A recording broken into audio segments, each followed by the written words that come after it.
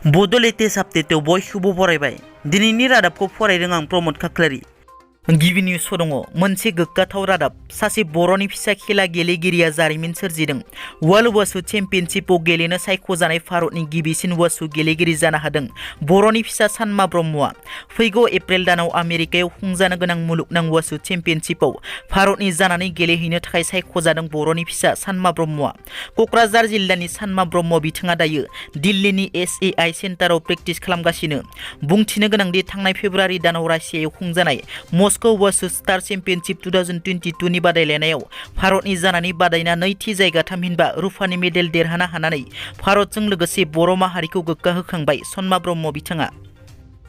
गवालपारा जिल्लानि बारग' NDFB commander Krishna खाख्लारि आफादनि मुंखे खनसाय बिथाङा नारा नाथा नाजानानै सासे बारग' NDFB जोबथेसालिनिफ्राय दिहुनना लाबोदों।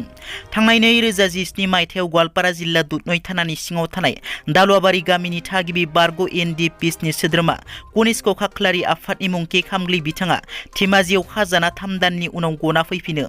नाथाय लकडाउननि समाव केसआव हाजिर जानो हायाखैमोन।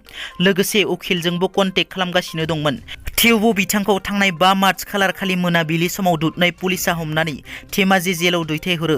बे जाथायखौ खोनानानै बारग' NDFB कामान्डार कृष्णा खाख्लारि उरुफे के खनसाय बिथाङा नारा नाथा नाजानानै थांनाय 11 मार्च 6 साननि गेजेरावनो धेमाजि जेलनिफ्राय दिहुनना लाबोयो। दुखुनांथाव बाथ्रा दि दिनैसिमबो बारग' NDFB कनिष्क खाख्लारि बिथाङा BTR गोरोबथा बादियै सरकारनिफ्राय रां अनसुंथाइ मोननो गोनांखौ मोनाखै। बेनिखायनो बारग' NDFB कनिष्क खाख्लारि बिथाङा बिसावरायग्रानाव खावलायदों बे रांनि अनसुंथाइखौ थाबैनो मोननांगौ होननानै। रासिया इउक्रेननि दावहायाव रासियानि हेंथायै दावहा नांनो बावैसो सान सिगां इउक्रेन सान्थ्रियाव हाबनाय इउक्रेनाव फरायनो थाहैनाय भारतनि तामिलनाडु रायजोनि सैनिकेश रबिचन्द्रनआ गावनि न'आव फैफिननो गोसो जानाय खौराङा सोराङाव फैदों। सैनिकेशनि बिफाया बुंदों दि सैनिकेशआ न'आव फैफिननो गोसो जादों होनना।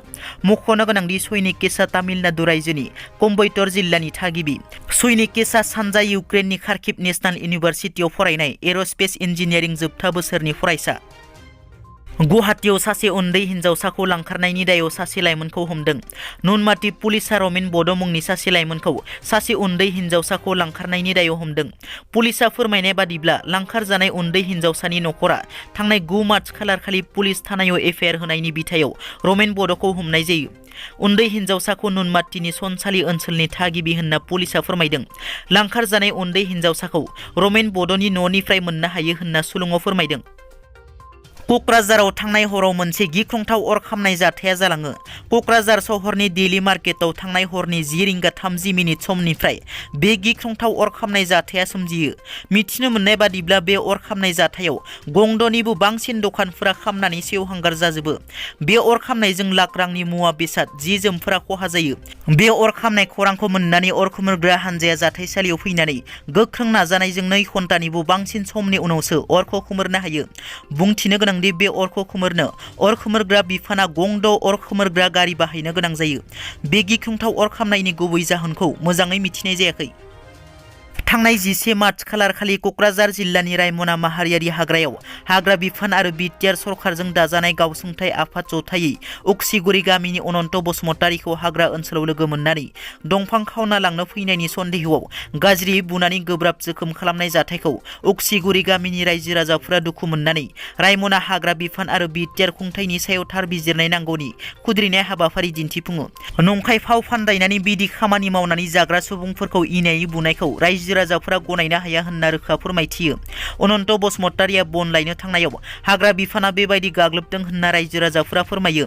लोगोसे हाग्रा जिङाव थानाय हौवा माहारिनि सायाव इनाय खालामबाय थायोब्ला हिन्जाव माहारिया उन्दुनानै थानाय नङा।